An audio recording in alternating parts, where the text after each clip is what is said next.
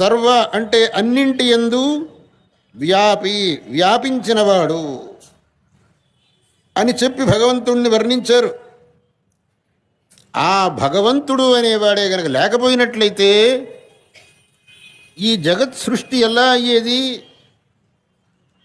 మనం చేసినటువంటి కర్మలకు ఫలం ఇచ్చేవాడెవడు? ఈ ప్రశ్నలకు జవాబు చెప్పడానికి ఎప్పటికీ వీలు కాదు. మనం ఈ రోజున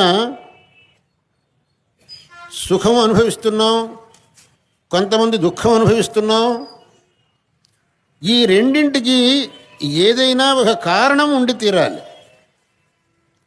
కారణం అనేది లేకుండా కార్యం అనేది పుట్టదు.